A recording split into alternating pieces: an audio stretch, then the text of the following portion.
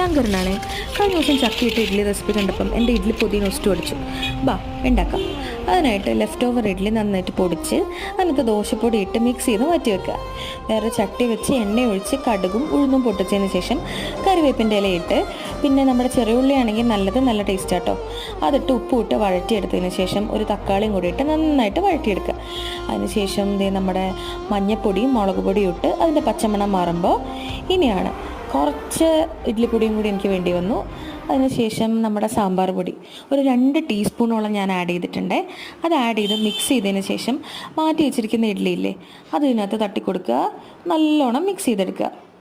Mix ചെയ്തെടുത്തതിന് ശേഷം അവസാനം നമ്മൾ കുറച്ച് കറിവേപ്പിൻ്റെ ഇലയും മല്ലിയിലയും കൂടി ഇട്ട് ഒരു 2 മിനിറ്റ് അടച്ച് വെച്ചു. ഒന്ന് ആവി കയറട്ടെ.